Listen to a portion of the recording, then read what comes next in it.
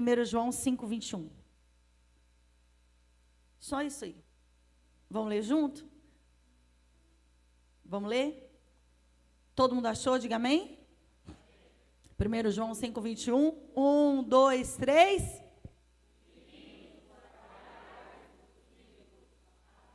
Vamos de novo? 1, 2, 3. Mais forte. Não, vão de novo agora, que é para o inferno ouvir, para o céu ouvir, para o 18 todinho ouvir, para o Osasco todinho ouvir. Vamos lá, 1, 2, 3. Filhinhos, guardai-vos dos ídolos. Pronto, feche seus olhos, 1 minuto, coloca a mão no coração. Pai querido, Pai amado, essa é a tua palavra, obrigada, Jesus. A igreja é do Senhor, a obra é do Senhor, a palavra é do Senhor. Então fala conosco nessa manhã, guarda-nos, Senhor. Guarda a mim, guarda a minha casa, meu ministério, minha família. Em nome de Jesus, Pai. Que toda retaliação do inferno já caia por terra nessa manhã. Em nome de Jesus. Amém. Amém. Pode se sentar, por favor. Se você puder, deixa a Bíblia aberta, porque hoje a gente vai dar uma boa passeada na palavra. E já aplauda Jesus com alegria. Glória a Deus.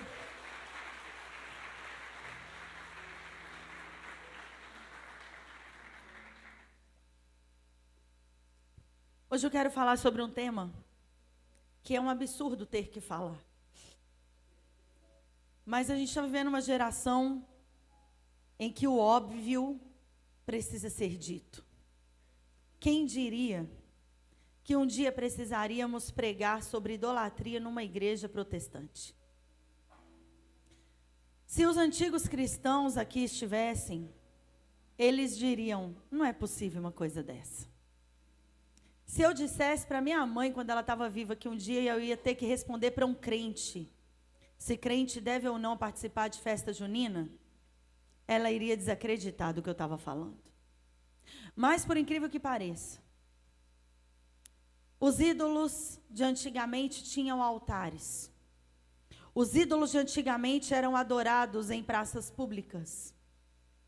Os ídolos de antigamente eram visíveis. Existiam templos específicos para os ídolos. É o templo da deusa Diana, lá na Grécia. É o templo, é o altar a Baal. É a deusa Azerá. É o altar de fogo do deus Moloque, onde os pais jogavam os filhos vivos.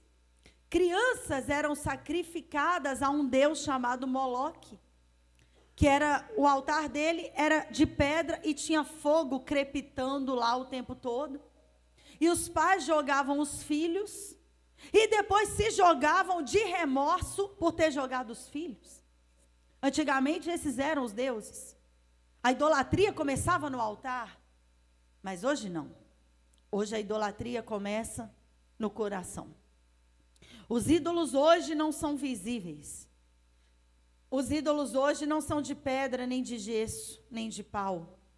Os ídolos hoje são pensamentos, são sensações, são tradições. Eles começam no nosso coração. E essa mensagem não é para alguém que é idólatra lá fora. É para mim, que às vezes cultivo a idolatria no meu coração. Essa mensagem é para você que é crente. Mas muitas vezes existem outras pessoas, outras situações, outros sentimentos, outros lugares, outras tradições, outras culturas que tomam o lugar de Deus dentro do seu coração. Posso ouvir um amém? Eu quero que você deixe sua Bíblia aberta, por favor. Abra em Ezequiel, capítulo 14, versículo 3. Ezequiel, capítulo 14, versículo 3. Porque idolatria não é apenas se ajoelhar diante de uma imagem de escultura. Idolatria é tudo aquilo que ocupa o lugar de Deus na nossa vida. Pode ser até uma distração, como o celular, como a internet. A gente passa muitas horas nisso e a gente passa muito pouco tempo com Jesus. Ah, então eu estou idolatrando? Bom, pelo menos está dando prioridade. E hoje é Santa Ceia. É importante a gente parar e refletir na nossa vida, porque a mensagem boa não é aquela que você sai feliz. Mensagem boa é que nos confronta e nos faz melhorar Amém? Quem quer melhorar de verdade? Seja sincero. Eu sei de mim, eu quero melhorar. Eu quero levantar as duas mãos que eu preciso melhorar. Essa mensagem é para nós hoje. Ezequiel capítulo 14, versículo 3. Olha só o começo do versículo. Olha para você ver que interessante. Filho do homem, estes homens levantaram seus ídolos aonde? Aonde? Aonde? Nos corações. O povo de Israel tinha uma aparência de piedade, mas o coração deles já tinha se desviado do culto a Deus. E quem é que sabia disso? O próprio povo não percebia, mas Deus já sabia disso. A idolatria moderna, ela é bem mais sutil. Ela simplesmente não tem um altar de pedra, mas ela tem lugares dentro do nosso coração onde Deus não reina mais. Deus não é a prioridade em muitas igrejas mais. Deus não é a prioridade em muitas casas de cristãos mais. Deus não é mais prioridade na vida de muitos crentes mais. E nós temos muitos símbolos também, porque o símbolo também é um tipo de idolatria. Por exemplo, a Arca da Aliança no Antigo Testamento era um símbolo. Ela simboliza. Quem sabe o que a Arca da Aliança simbolizava no Antigo Testamento? A presença de Deus. Mas hoje eu posso pegar uma arca e colocar aqui em cima do altar e falar assim, gente, a presença de Deus está aqui, ó. Eu posso fazer isso? Não, porque a arca era um símbolo da presença de Deus. Mas vocês acreditam que tem igreja que faz isso? Que coloca lá a arca e fala, a presença de Deus está aqui? Existem símbolos humanos hoje. Eu não posso ir na minha igreja hoje não. Mas no sábado vai ter um congresso e aquele pastor renomado, aquela pastora que é celebridade, conhecida mundialmente, vai estar em tal lugar. Eu vou lá. Por quê? Porque é um símbolo. Parece que a presença de Deus está só com aquela pessoa. Tem gente que paga caro para ouvir um símbolo falar. Do jeito que o mundo tem seus símbolos sexuais, seus símbolos financeiros. Fulano é sex symbol. Fulano, aquela mulher é símbolo de sensualidade. As mulheres querem seguir aquela fulana lá. Da mesma forma, a igreja está tendo símbolos espirituais. Da mesma forma que lá fora as pessoas estão seguindo símbolos. Eu vou seguir aquele cara, que aquele cara é símbolo de riqueza. Eu vou ficar rico seguindo aquele cara. Fazendo treinamentos com aquele cara. Eu vou ganhar meu primeiro milhão não sei quanto tempo. Agora, da mesma forma, a igreja está tendo símbolos. Eu vou seguir fulano, porque assim eu vou ser abençoado. Eu não consigo ir no culto da minha igreja, mas eu consigo ir no congresso, pagar R$150 para ouvir um símbolo de Deus falando. De Deus. Mas eu quero te dizer que o mesmo Deus que fala na boca de um símbolo lá, Ele fala com você, se você der lugar, se você puder ouvir, porque enquanto tiver alguém disposto a ouvir, Deus estará disposto a falar. Deixa eu contar uma coisa para você, Deus não parou de falar. Tem gente perguntando, por que a gente não vê mais cego enxergando na igreja? Por que a gente não vê mais paralítico andando? A gente não vê mais porque os nossos olhos estão cegados pelas paixões desse mundo.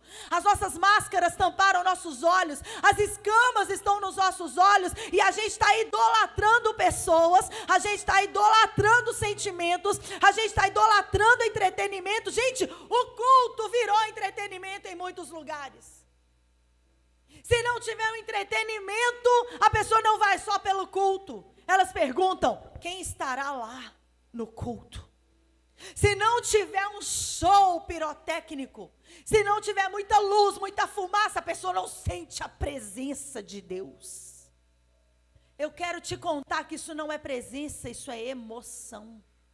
Aquele arrepio, isso não é presença de Deus. Ela também causa arrepio, mas o arrepio não é a presença de Deus. Quem está entendendo, diga amém. A gente precisa hoje sair daqui pensando, será que eu estou adorando ao Deus certo? Porque na nossa nação tem muitas tradições também que acabam trazendo a idolatria para dentro de nós.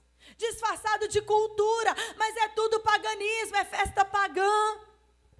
Veja bem, Marcos capítulo 7, versículo 8, anota aí na sua Bíblia, se tiver uma caneta, vai sublinhando aí.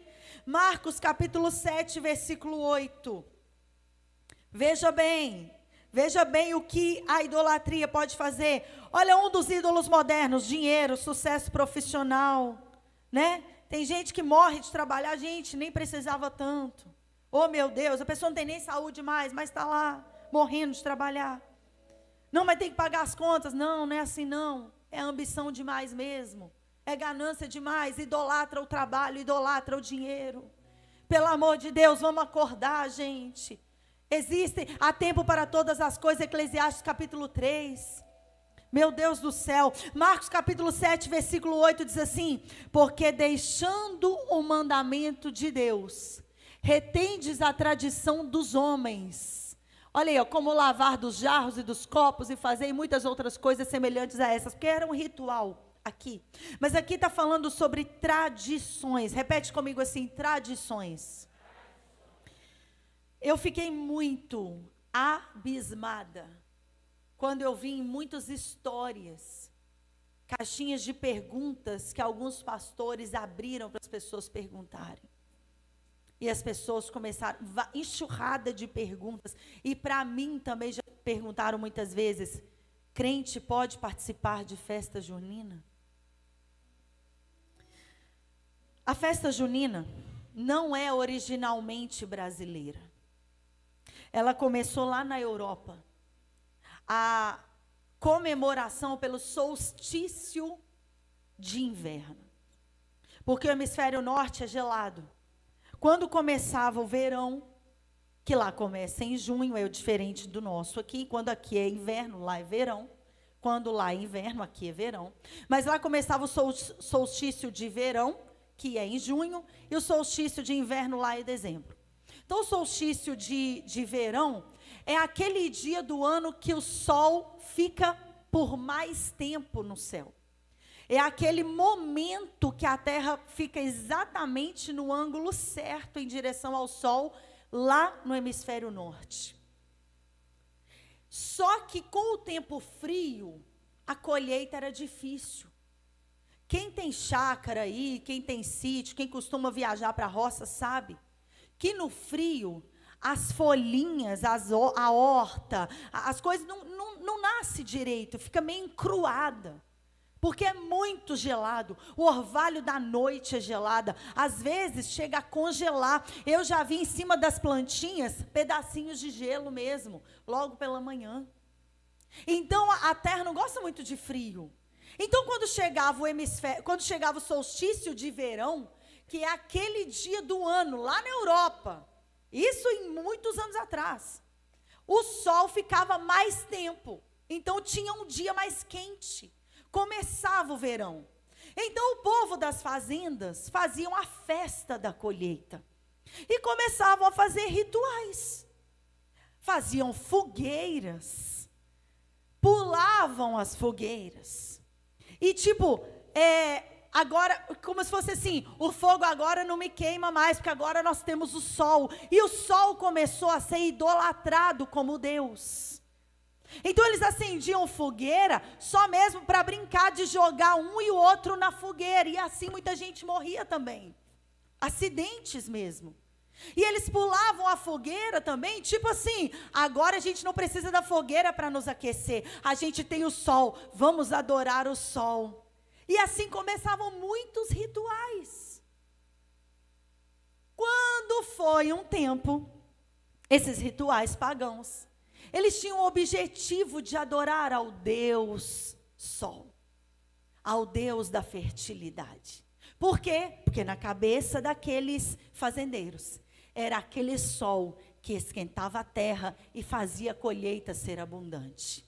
Agora acabou a época do encruar das plantas. Agora vai nascer, vai brotar, vai gerar, oh maravilha. Mas em vez de agradecer a Deus, eles agradeciam ao Deus Sol. E o tempo foi passando, até o dia que os portugueses vieram para o Brasil. Quando chegaram no Brasil, o que tinha aqui? Índios. Daqui a pouco começaram a exportar os negros da África. E começou a vir.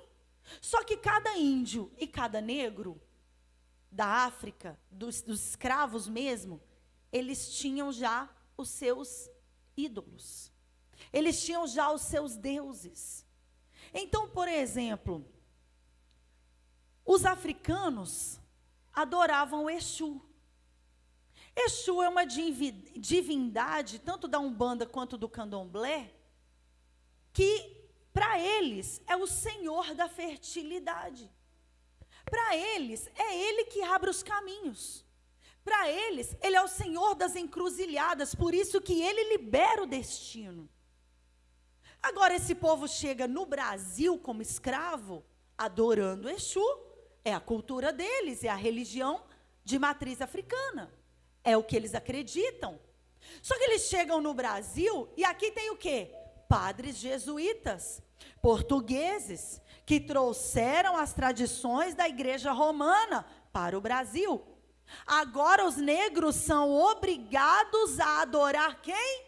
Santo Antônio, o santo casamenteiro, que é simplesmente um cara chamado Fernando Bulhões, que ele morreu exatamente no dia 13 de junho. Por isso se comemora em 13 de junho a festa, vamos dizer assim, junina mesmo. Em junho se comemora esses três santos, Santo Antônio, São João e São Pedro. E começa com Santo Antônio por causa de uma coisa chamada sincretismo religioso, que é quando as religiões se unem. Porque os portugueses obrigavam os escravos a adorar Santo Antônio, mas o que eles faziam? Aqui tinha um altar a Santo Antônio. Debaixo daquele altar, os escravos cavavam e escondiam na terra a imagem de Exu. Então, quando eles estavam ajoelhados, os portugueses ficavam maravilhados. Estão adorando Santo Antônio, mas não estão adorando Santo Antônio, estão adorando o Exu, que está ali debaixo. O nome disso é sincretismo religioso. Isso aí, você não precisa nem acreditar em mim, não. Você dá um Google só para ver o que é sincretismo religioso. E assim vários. Por exemplo, Iemanjá, isso é no Candomblé. Na igreja romana é Nossa Senhora Aparecida. É a mesma coisa. É a mesma divindade na cabeça deles. Agora, a festa junina, por que se comemora primeiro Santo Antônio? Eu estou falando tudo são e santo, gente, mas de são e santo não tem nada. É tudo demônio mesmo, tá? Eu estou explicando para você aqui, por quê? Para você não ficar enganado mais. Não, é só uma festa. É só uma quadrilha. Meu filho gosta. Nós vamos chegar lá. Calma aí. Fala para o seu irmão, aperta o cinto. Não, fala para ele sério, irmão, aperta o cinto, não assusta não. Não aperta. Quem pode dizer glória a Deus? Os rituais era isso, era pedir às divindades, era pedir ao sol, era pedir à lua que abençoasse a colheita. Isso foi trazendo.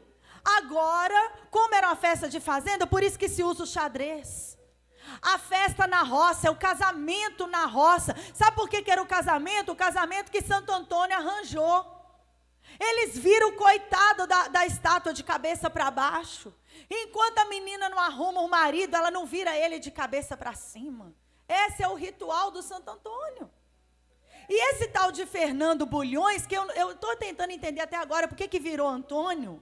Esse era um cara comum, só que depois que ele morreu, ele foi canonizado como santo, porque um dia uma mulher estava ajoelhada no seu quarto, pedindo um marido. Ai, eu quero um marido, oh meu Deus, me dá um marido. Aí ela tinha uma estatuazinha desse Antônio no quarto dela. Aí ela cansou de pedir, de rezar, de implorar por um marido, e ela jogou essa estátua pela janela. A estátua bateu na cabeça de um cara que estava passando na hora.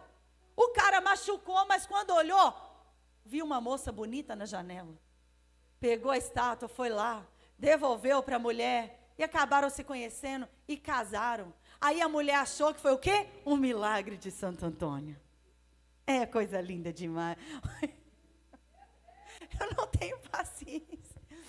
Então, gente, é complicada a situação.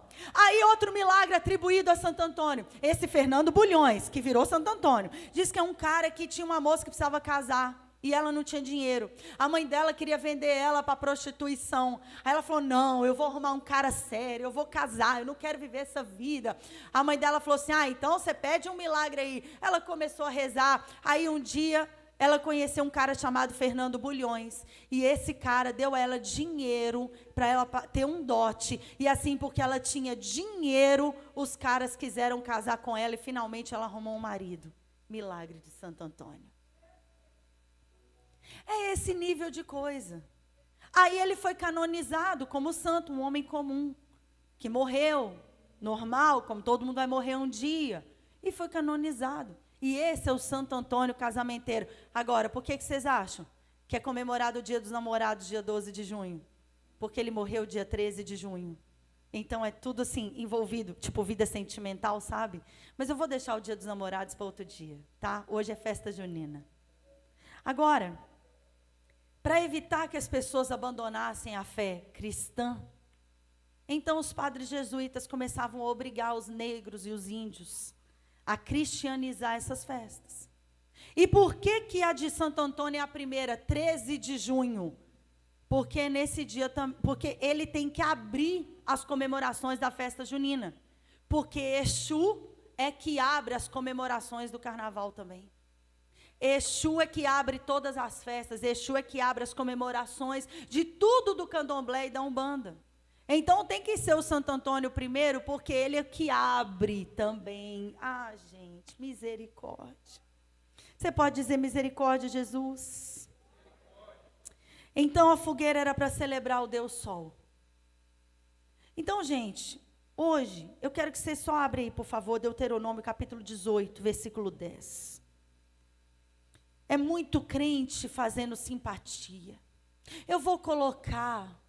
O que o povo fala mesmo, meu Deus? Eu vou jogar um sal grosso na porta da minha casa, para não entrar mal olhado.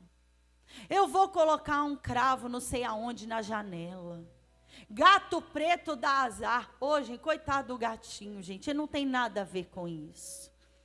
Um crente está passando, tem uma escada, ele corta a volta, quase atropelado lá no meio da rua. Pode passar debaixo da escada, irmão, não vai acontecer nada. O máximo que pode acontecer é um balde de tinta, cair na sua cabeça, que deve ter alguém pintando lá em cima. Pode acontecer, mas não dá azar não, pelo amor de Deus. Muito crente supersticioso. Gente, a pessoa coloca na bio dela do Instagram: eu sou cristã do signo de Áries. Gente, em nome de Jesus, nós não somos guiados pela lua, nós não somos guiados pelas estrelas, nós não somos guiados pelos astros, nós somos guiados pelo Espírito Santo de Deus. Em nome de Jesus, você pode ter o signo que for, você pode ter o perfil que for, o temperamento que for, uma vez que a pessoa aceita Cristo, ela é lavada e remida no sangue do Cordeiro, as coisas velhas se passaram, e eis que tudo se faz novo, não tem nada que pode mais te açoitar. Em nome de Jesus, é para a liberdade que você foi chamado. Larga essa escravidão para trás. Quem te chamou foi Jesus. Tem que habitar em você e te conduzir era o Espírito Santo de Deus. Quem pode dizer assim, eu sou conduzido por Deus? Amém, glória a Deus. Olha aí, Deuteronômio 18, 10. Entre ti não se achará quem faça... Olha, coloca a NVI para mim, por favor. Coloca a NVI, 18:10, que eu acho que... Porque tem uma palavra aqui que eu vou explicar melhor para o pessoal na NVI. Deuteronômio 18:10.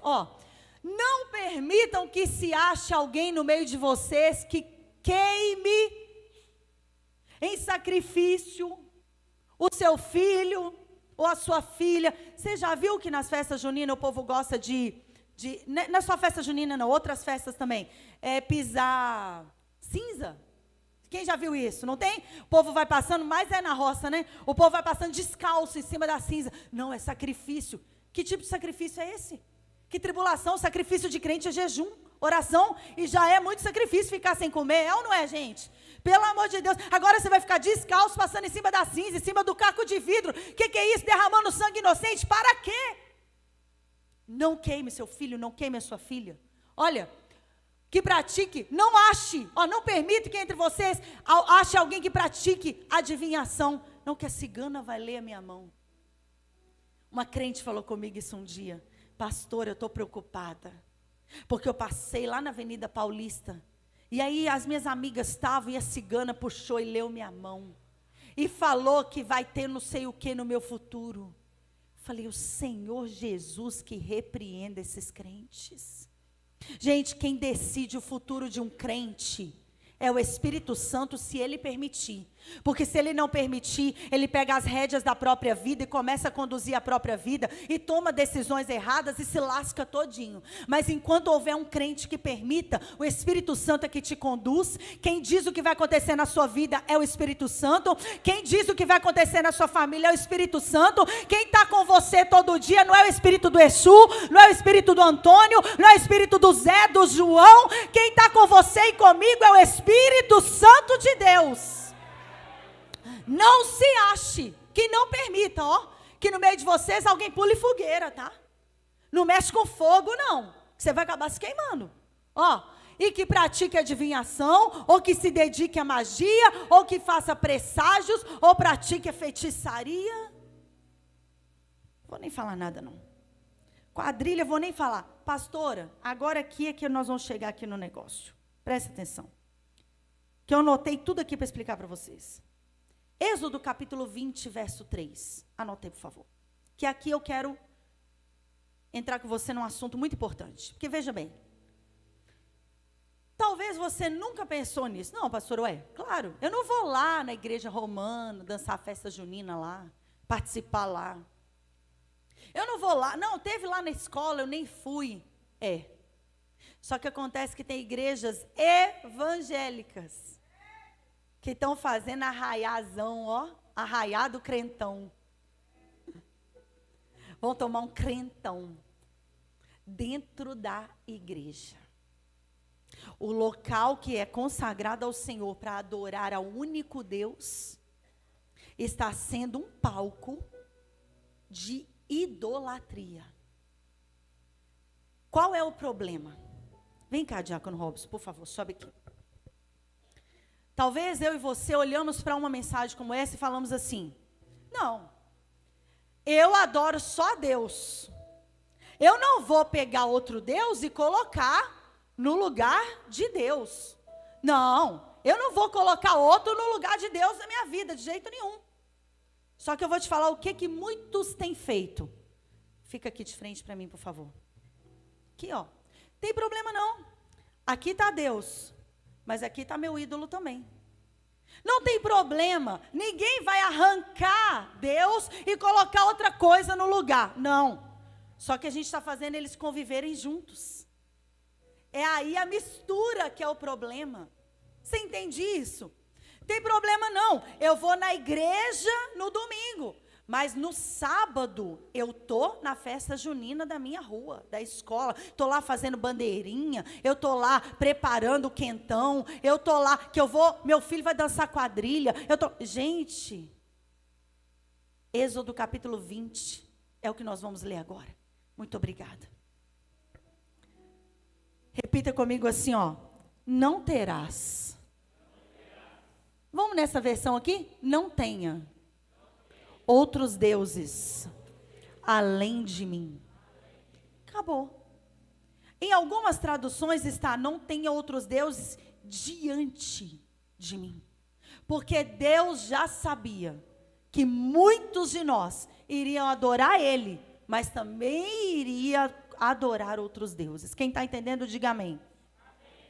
Mesmo que você vá apenas pela comida e pela diversão, não é comida. Eu gosto do milho. Então você vai no mercado, pega milho e cozinha na sua casa. Por que tem que ser o da festa junina? Aquele é consagrado. Fala comigo, aquele é consagrado. Irmão, o milho do mercado que você compra e come na sua casa é uma coisa. O milho da festa junina é um ritual. Daniel não participou da mesa do rei, não é porque lá tinha uma comida diferente, não, era a mesma comida, era uva, era passas, era figo, era não sei o que, era carne, só que era preparado de forma ritualística, tinha um ritual para preparar aquela comida. Tinha uma origem, tinha uma motivação para aquela comida estar naquele jeito, naquela mesa. E por isso Daniel não participou dos manjares da Babilônia. É porque aquela uva é diferente. Não, é a mesma uva. Aquela carne é diferente, é a mesma carne. Só que ela era preparada, a forma como era preparada, a forma como era administrada, era oferecido, era carne sacrificada a ídolos pagãos. Daniel falou: se eu não posso preparar, eu não posso comer. Se eu não posso administrar, eu não posso me envolver. Se eu não posso participar do preparo, se eu não posso fazer do jeito certo que eu tenho que fazer, de acordo com as leis de Deus, então não vou me envolver. E aqui eu tenho uma palavra de Deus para alguém. Se tem algo que você não sabe como administrar, é melhor não se envolver. Se tem um namoro que você não consegue administrar, é melhor não se envolver.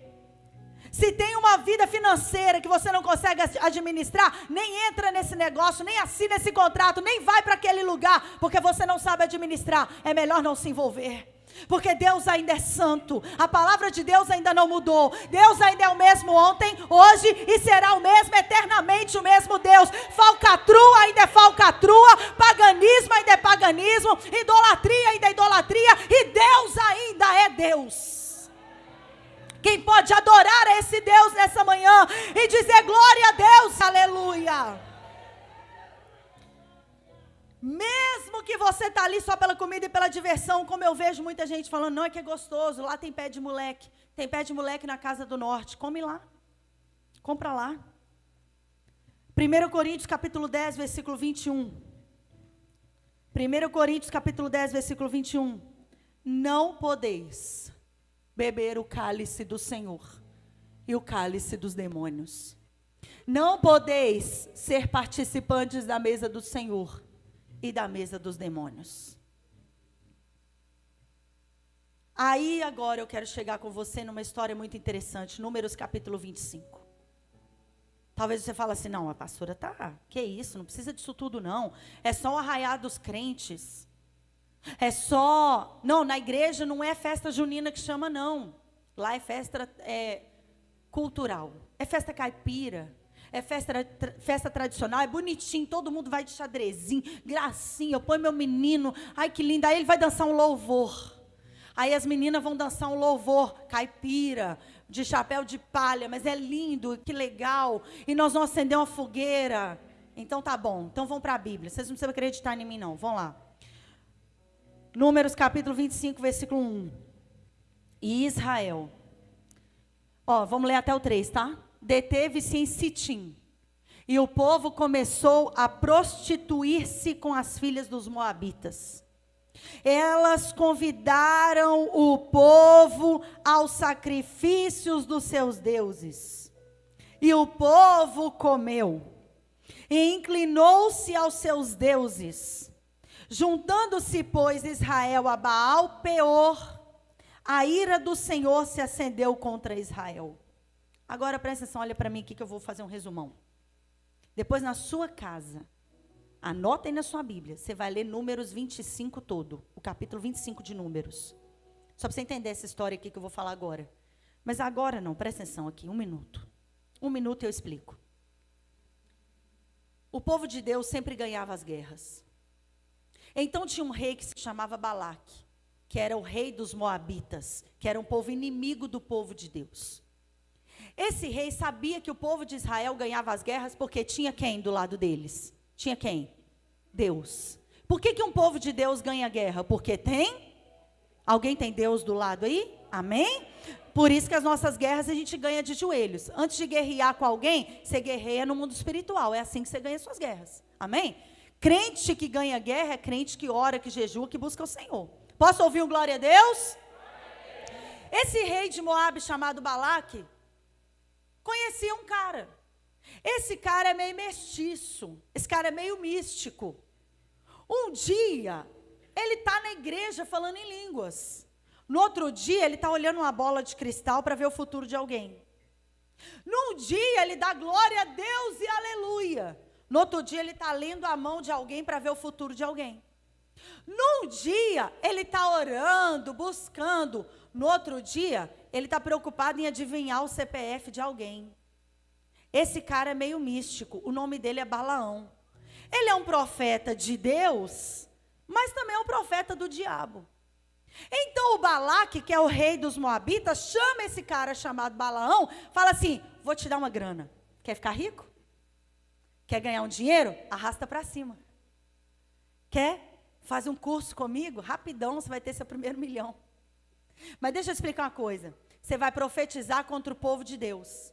Que eu sei que a profecia que sai da sua boca tem poder. Eu sei que você tem um contato aí com o mundo espiritual, você é místico, você entende da lua, você entende de signos, você entende do mar, você é meio assim, ó, terapias holísticas, não sei o quê, e aí eu sei que você entende disso. Profetiza contra o povo de Deus, que aí nós vamos ganhar a guerra, eles vão perder, vão ser amaldiçoados e pronto. O Balaão fala: dá não. Por quê? Porque Deus falou que eu até posso ir com você, mas quando eu chegar lá eu vou abrir a boca, eu vou falar só o que ele mandar. Senão ele me mata. O Balaão foi umas 3 vezes e tudo que ele profetizou era a favor do povo de Deus e contra Moabe. O Balaque, que estava pagando ele muito bem, ficou doido. Esse é o Balaão, que a jumenta viu um anjo e ele não viu. Porque às vezes a jumenta é mais inteligente que algumas pessoas. Não é assim? Então, aí ele estava indo. Ele profetizou tudo a favor do povo de Deus. O Balaque ficou chateado, porque eu estou te pagando, você tem que profetizar, é contra o povo de Deus, você está profetizando a favor, não, vão para cima daquele monte agora. Eles iam, chegava lá, profetiza agora. Não, olha, eu vou te falar, esse povo vai ser abençoado, você que vai perder a guerra, não vai dar. Não, mas isso não é justo, vão para outro lugar. Eles iam para outro lugar e toda hora a profecia vinha a favor do povo de Deus. Chegou uma hora, o Balaão querendo dinheiro, tá tudo em números, tá? Números. Querendo dinheiro, ele falou: eu tenho que dar um jeito de ajudar esse cara. Mas eu também não posso ficar contra Deus, o que é que eu vou fazer? Eu não consigo, eu até queria profetizar contra o povo de Deus. Mas não tem como amaldiçoar quem já foi abençoado. Você pode pegar na mão do seu irmão e falar isso? Fala assim: não precisa ter medo de macumba. Não precisa fazer simpatia. Você já é abençoado. E não dá, fala forte, não dá para amaldiçoar o que Deus já abençoou. Agora profetiza na vida dele: seu casamento é abençoado, sua vida é abençoada, sua família é abençoada, sua casa é abençoada, seus filhos são abençoados, suas finanças, seu ministério, você já é abençoado. Para de ter medo do diabo, porque ele já foi vencido na cruz, aleluia. Quem é abençoado aqui, levanta a mão e aplauda Jesus com alegria. Nós somos abençoados, glória a Deus. Volta aqui. Presta atenção. Aí o Balaão fala assim: eu tenho uma ideia. Eu até falei isso num culto de jovens aqui. Faz o seguinte: não tem como profetizar contra o povo de Deus e a favor do inimigo. Então vem cá, inimigo, deixa eu te ensinar uma estratégia. Gente, o diabo não mudou também. Deus não mudou. O diabo também não. Ele só vai atualizando, tá? Mas é o mesmo segredo do passado que ele usava, ele usa hoje. Ele falou assim: faz o seguinte, começa a inserir, começa a misturar os inimigos no meio do povo de Deus. Pega as mulheres top das galáxias, daquelas que vão para o Big Brother. Pega as cavalonas, sabe? As moabitas. Põe tudo no meio dos crentes. O mais sensual possível. Sabe o que você vai fazer? Você vai colocar umas músicas que tem a mesma batida dos moabitas, mas a letra é evangélica. Ó, muito crente. Você vai colocar as mesmas roupas dos crentes e vai se misturar no meio dos crentes. Você vai entrar no arraial do povo de Israel desse jeito. Porque se não tem como explodir esse povo, vamos fazer eles implodirem. Vamos desestruturar eles de dentro para fora. E aí é Números capítulo 25, versículo 1 ao 3 que nós lemos. O que começou a acontecer? os israelitas começaram a prostituir com as mulheres moabitas. Aí tem um cara que chama Zinri. Ele pegou uma mulher chamada Cosbi e trouxe para frente da tenda do encontro. Sabe a tenda que Moisés ficava? A tenda que Moisés falava com Deus. Ele traz a mulher para frente da tenda. E a Bíblia não é explícita sobre o que ele começa a fazer com ela na frente dessa tenda. Mas a coisa foi tão feia, porque era uma festona naquele dia. Eles começaram, eu quero que você entenda que esse povo não estava fazendo aparentemente nada demais. Sabe o que eles estavam fazendo? Cantando, dançando e comendo a comida dos moabitas. Talvez você ache, não, eu não estou lá adorando Deus, o Santo Antônio, o São João. Não, mas está comendo, bebendo as comidas deles. É um negócio lá, é a canjica, é o milho, é não sei o quê. E dançando os costumes deles. A partir do momento que a igreja começa a copiar os costumes pagãos, a igreja acaba se tornando pagã também. Esse cara chamado Zinri, o nome Zinri, no hebraico significa minha música. E o nome Cosbi, da mulher, significa no hebraico minha mentira. Faz assim, ó, 2. É uma música e uma mentira. É só disso que o diabo precisa para enganar um crente. Ele começa, os jovens, sempre um adolescente, um jovem vem me perguntar a mesma coisa. Pastor, eu gosto de música secular. É porque é inglês, eu gosto, sei o quê. Deixa eu falar para vocês, já falei aqui, vou repetir. A música foi feita para a alma, ela não foi feita para os ouvidos. A batida, o timbre, o tom, tudo ali é feito para entrar na sua alma como uma flecha. Não é tanto a letra, é bem o timbre, o tom, a batida.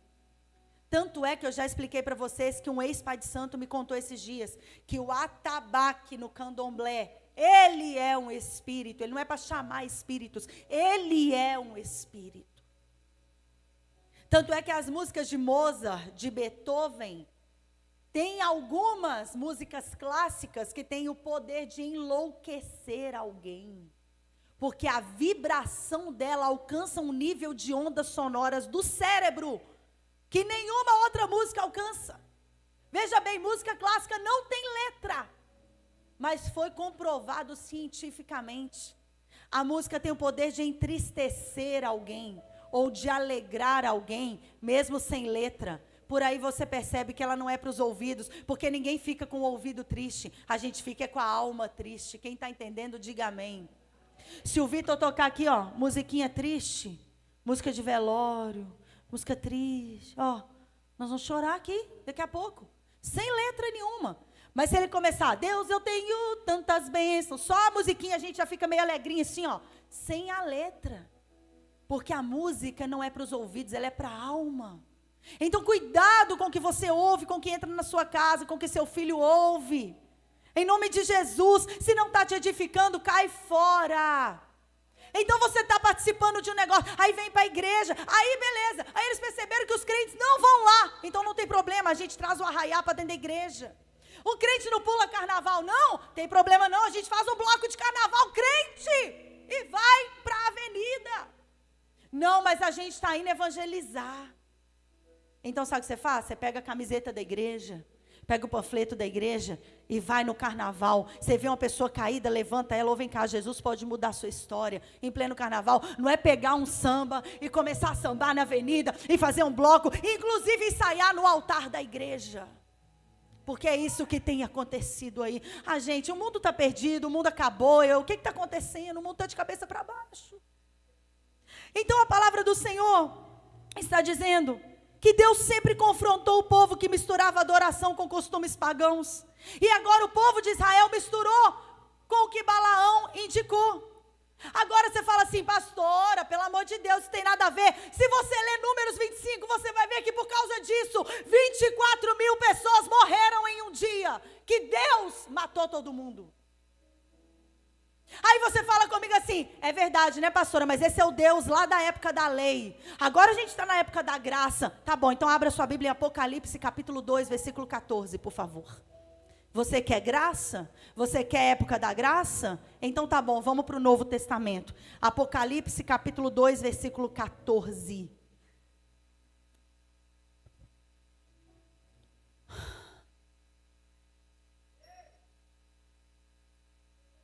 Essa é uma das 7 cartas de Jesus para as igrejas da Ásia.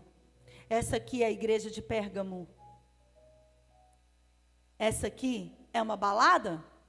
Não. Essa é uma igreja. Essa aqui é uma escola de samba? Não. Essa aqui é uma quermesse, é um povo da festa junina? Não.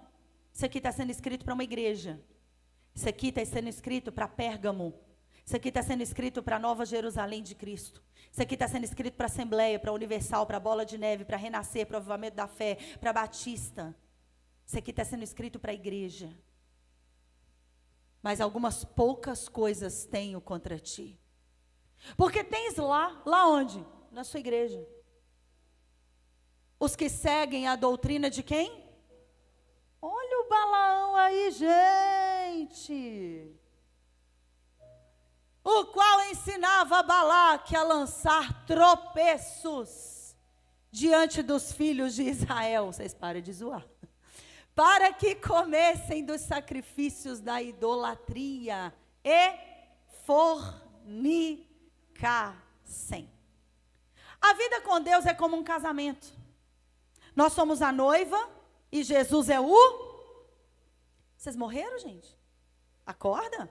Jesus é o... E a igreja é a noiva. Muito bem. Então, para Deus, a idolatria é como prostituição, é como adultério.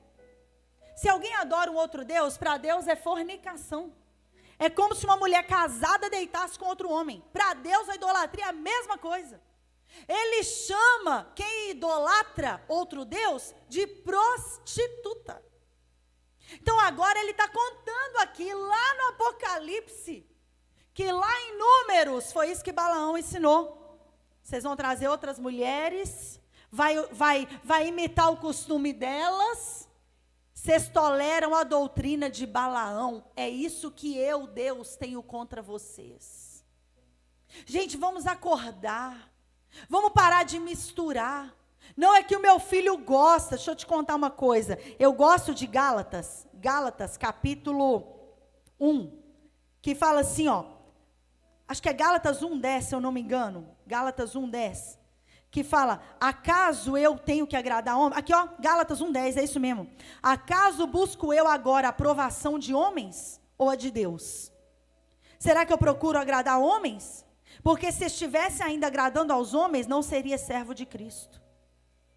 2 Coríntios capítulo 6, versículo 17, olha o que Deus diz. Sai do meio deles. 2 Coríntios 6, 17. Apartai-vos, diz o Senhor, e não toqueis em nada imundo. Isso aqui é graça. Isso aqui é Novo Testamento. Isso aqui Jesus já veio, já morreu, já ressuscitou. Isso aqui não é Antigo Testamento, não. Na época da lei, não.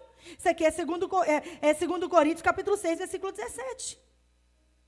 Agora, você imagina uma pessoa que a vida toda foi para o carnaval, por exemplo. A vida toda ela foi para os blocos, para as escolas de samba, e ela bebia, e ela fumava, e ela prostituía, e estava lá no carnaval, e pá. Aí ela converte. Primeiro encontro da igreja dela, o que é? Fazer um bloco, uma escola de samba, e sair no carnaval para sambar samba gospel. Imagina uma pessoa que bebe, que é alcoólatra. Imagina se ela se converte em uma igreja que permite bebida alcoólica. Que conversão houve ali? Porque tem igrejas evangélicas que permitem. Tem crente que eu conheço que bebe até cair, mas é crente até o tutano, viu? Sai da Santa Ceia de boa, eu vou de manhã na ceia. Por quê? Porque à noite eu vou para o bar com os meus amigos.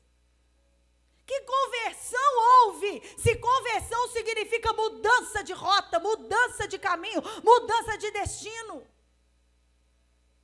Será que você pode pegar na mão do seu irmão e dizer para ele assim: que o Senhor Jesus guarde você e a sua casa de toda a idolatria. Amém? Então, essas simpatias de casamento, eu vou coar o coador do... Meu Deus, como é que é o negócio de coar o café na calcinha para o fulano apaixonar? É só o sangue do cordeiro.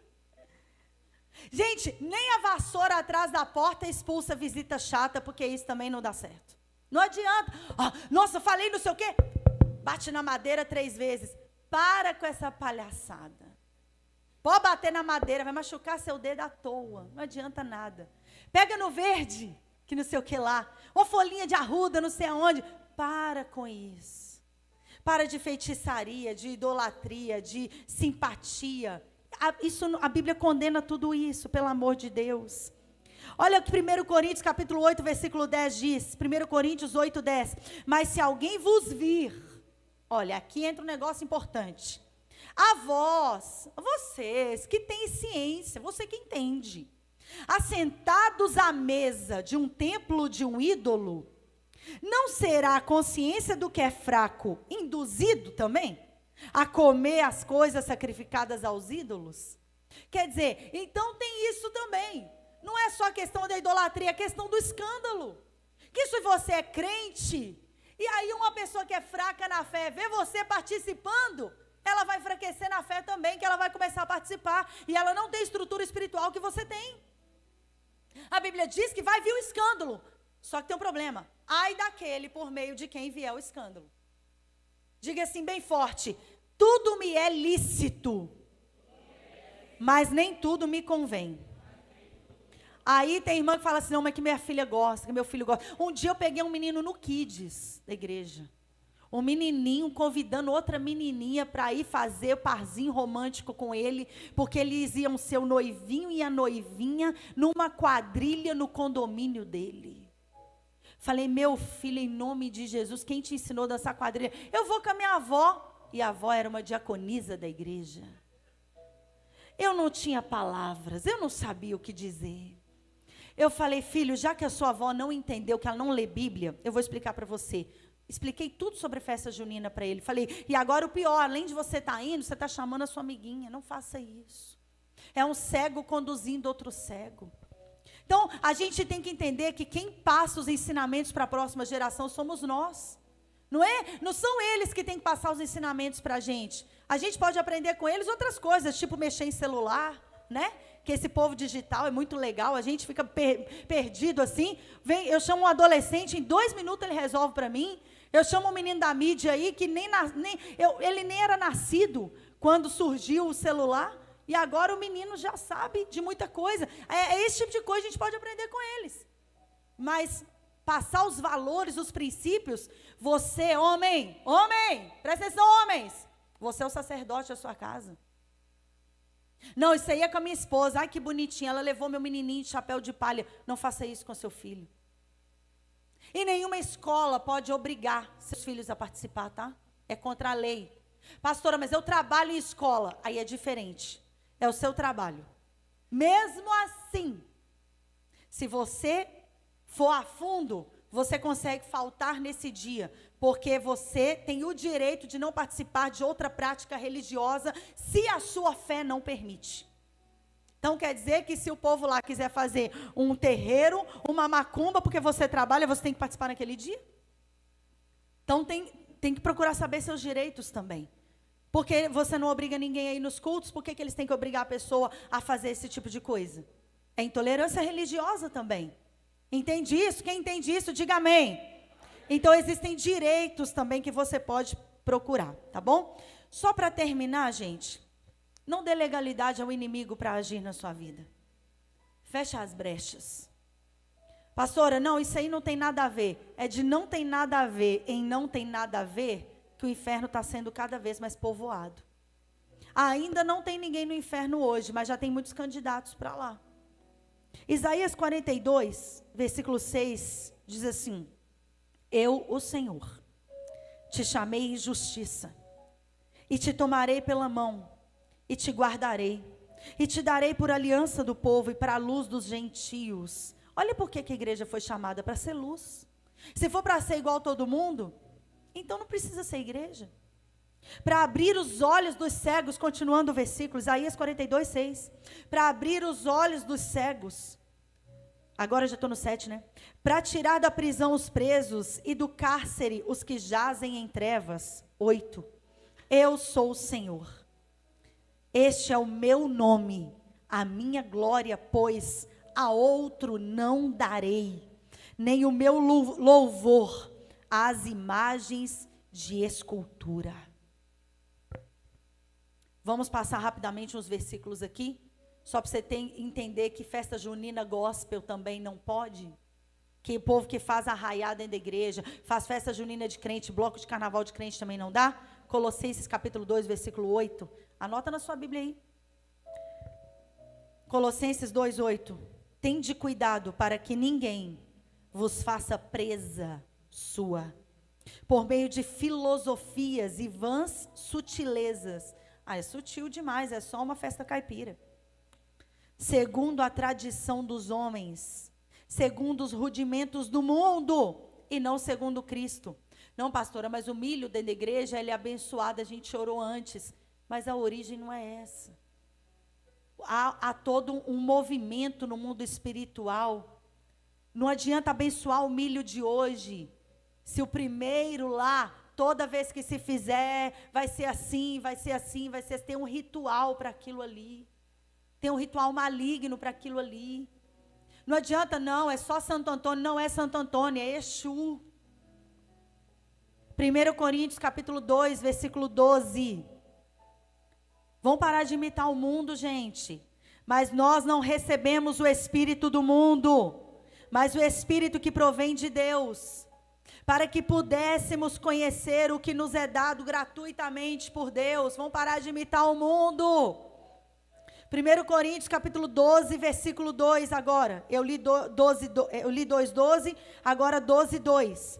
Vós bem sabeis que eram, ó lá atrás, gentios, levados aos ídolos mudos, conforme éreis guiados. Fala para o seu irmão, você já passou dessa fase. Fala para ele, agora você é crente. Você não é mais guiado pelo mundo. Agora você é guiado por Deus. E por fim, Romanos capítulo 12 e versículo 2, nosso querido Romanos 12:2. E não sede conformados com este mundo, mas sede transformados pela renovação do vosso entendimento, para que experimenteis qual seja a boa, agradável e perfeita vontade de Deus. Não tome a forma do mundo. Tome a forma que Deus quer fazer de você. Nessa Santa Ceia, vamos purificar o nosso coração. Porque talvez você pode estar servindo a Deus com os lábios, mas com a mente, com o coração, está em outros lugares. Às vezes até está no culto, está na igreja, mas seu coração está longe, sua mente está longe. Essa é uma manhã de purificação. E eu quero te dizer que a mesa, a ceia, quando Jesus diz assim, examine-se, pois, o homem a si mesmo, é porque eu preciso me examinar de uma forma. A diaconisa Cleide, ela vai se examinar de outra forma. E eu vou explicar por quê. Jesus morreu por mim, por uns motivos. Mas pela diaconisa Cleide, ele morreu por outros motivos. Porque eu tenho pecados diferentes dos pecados dela. E eu discerno isso. Eu tenho pontos podres em mim, que é diferente dos seus pontos podres. Que tipo de pessoa pode participar da mesa? A pessoa que tem consciência do seu lado complicado. A pessoa que tem ciência que sozinha ela não dá conta. A pessoa que sabe dos seus próprios erros, que entende, que assume, que assimila, que compreende seus próprios pontos podres. E entende, se não for a graça de Deus, eu estou lascado, eu estou morto. Por que Judas, aconteceu tudo que aconteceu com Judas?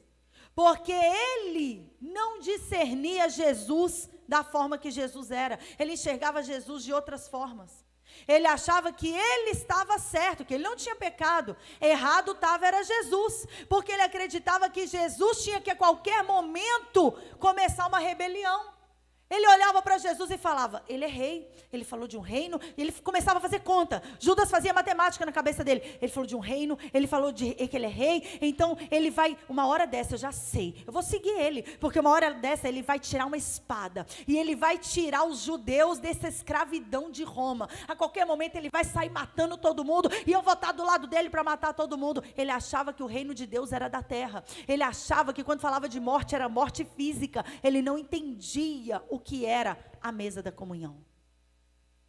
Por que Judas saiu da mesa? Porque é na mesa que nós recebemos a revelação correta de quem Jesus é e de quem nós somos. E Judas não tinha a revelação correta de quem Jesus era e nem de quem ele mesmo era. Por isso que ele só comeu um pedaço de pão molhado. Porque o pedaço de pão molhado era um pedaço da Páscoa, do ritual de Páscoa. E é isso que os judeus ortodoxos estão comendo até hoje, só um pedaço de pão molhado. Eles não acreditam que o Messias já veio, eles não participam do corpo e do sangue, eles estão comendo um pedaço de pão molhado até hoje, quando poderiam estar participando da Santa Ceia. Judas foi embora da mesa justamente porque ele não discernia, ele não sabia o que era a graça. Ele não entendia, ele olhava para Jesus e via um rei, um mestre. Ele não via um Senhor e Salvador da alma dele. Enquanto nós olharmos para Jesus, de qualquer maneira, como se fosse mais um ídolo. Enquanto a gente olhar para essa mesa como mais uma mesa. Enquanto a gente não entender, meu Deus, eu sou podre. Meu Deus, sem o Senhor eu estou morto. Meu Deus, tem pontos fracos em mim, que se o Senhor não entrar com providência, misericórdia, é da mesa que eu preciso. São esses que podem sentar à mesa. Eu quero que você fique em pé no seu lugar nessa manhã para a gente fazer uma oração. Essa é uma oração de pedido de perdão. Porque muitos de nós, consciente ou inconscientemente, temos sido idólatras. Muitos de nós temos praticado e cultivado a idolatria, levantando ídolos no nosso coração. Eu adoro o meu filho. A gente adora só a Deus. Eu adoro aquela pessoa. Não adore ninguém, as pessoas são frustrantes. As pessoas vão te decepcionar. Eu adoro dinheiro. Esses dias eu vi uma celebridade falando, eu adoro completamente, eu amo. Então está servindo a Mamon. Feche os seus olhos. Comece a pedir a Deus que a sua prioridade a partir de hoje comece a ser Ele.